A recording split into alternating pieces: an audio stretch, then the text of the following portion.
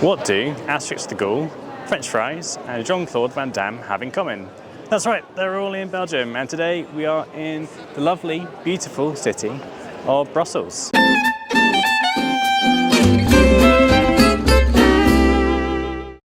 Bonjour, bienvenue.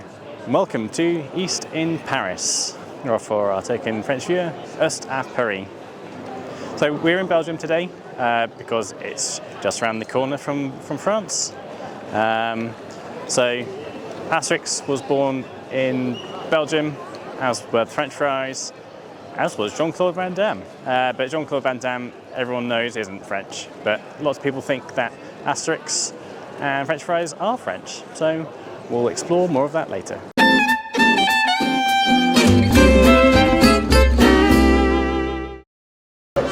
Alright, apparently it's Mannekin Pis day, so the boy of the little statue that wheezes, there's a little society that they're doing something.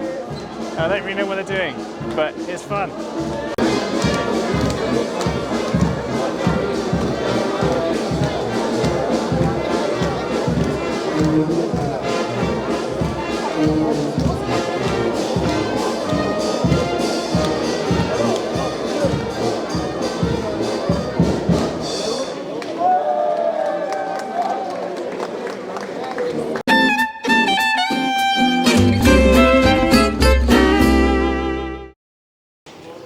Alright, so Belgium is a funny old country because on paper it shouldn't really work, and somehow it does, because if you look at it, you've got majority like Flemish speakers, so Flemish is pretty similar to Dutch, and then you've also got the Walloons who speak French, and like the two don't really get on. You get the Flemish who speak both Flemish and French, and then you get the Walloons who just speak French. So it's a bit of an uneasy piece. So there's multiple layers of government, there's multiple like times where they just haven't had a government. So I think like the record that kind of Belgium went without having a functioning government was about like 500 odd days, which is pretty crazy.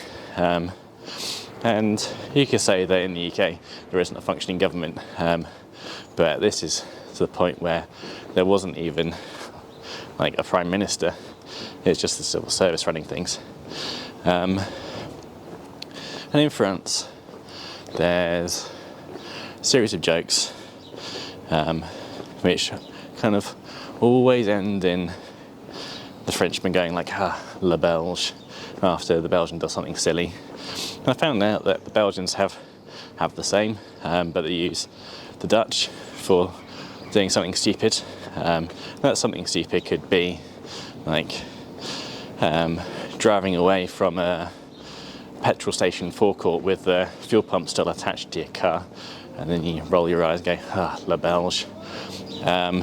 And like yesterday, or the day before, saw a Le Belge moment where a van just cuts across the path of a police van which had its blues and twos on, and the policeman gets out of the police van, tells the driver off, fine, and then the passenger of the van gets out and then starts having a go at the policeman. Which was just absolutely bizarre. And then another policeman comes along, shoves the passengers to the side of the road, and then just kind of carries on their way. I was like, that is such a Le Belge moment.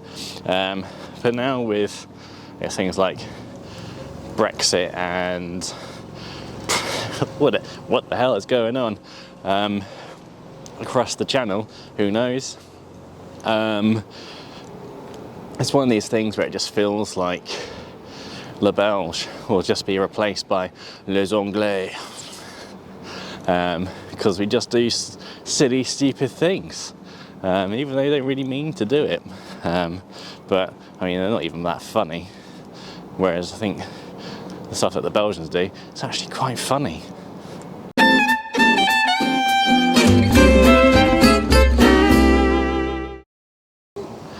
So today we are in Mechelen, I think that's how it's pronounced, which is somewhere between Brussels and Antwerp. So it's in the Dutch part. I mean, most of Belgium's in the Dutch part, and it's a very beautiful city with lots of old medieval structures, and kind of dating back through to like the 1700s and so on.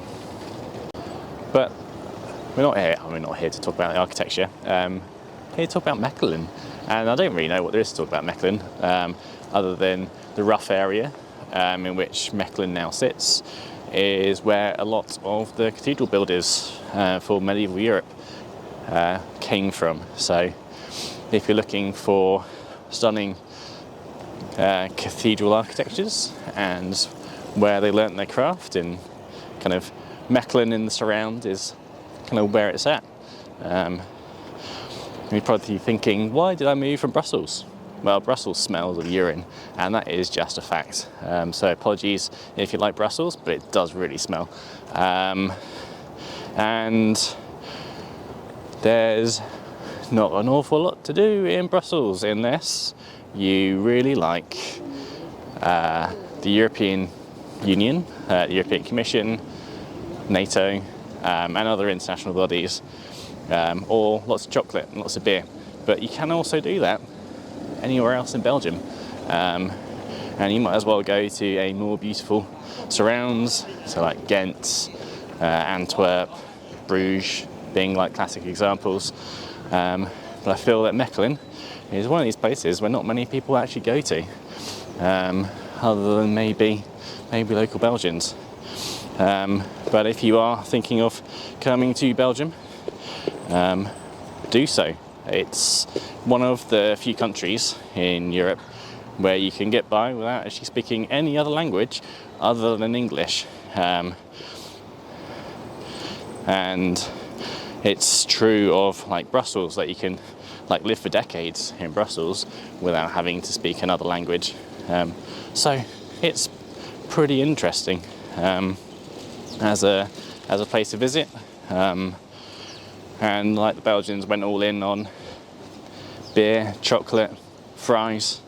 Not very good if you want some healthy food options, but that's not why we come to Belgium. It's not why we go on holiday. So you go on holiday to have fun. So Belgium, nice architecture, nice beer. In fact, great beer, fantastic chocolate, and the best French fries you'll ever have. Not even outside of France, because they're not even French. And that's a sore point for the Belgians. Their one famous food item, the French fry, the chip, the frite, has been lampooned and taken and stolen by the French.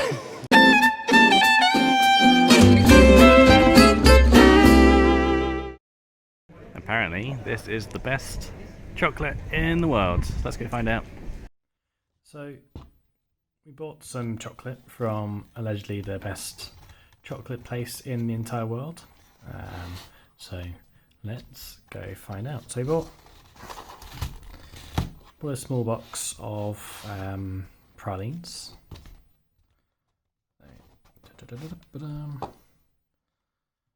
So, ask for a random selection. So, let's find out what we have. Probably didn't get hardly any of these. So let's but nice drawings, nice designs. Ooh, a nice layer. So what do we have? What do you think these are? So no idea. Oh, we got stuff on the other side as well. Okay. I have no idea what any of these things are, so I'm just going to choose one from random.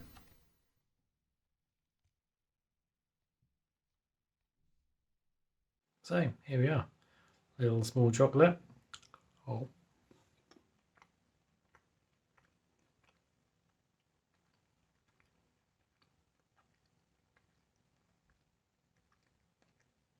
you know what? That is really good. It's not too sweet, it's not too bitter.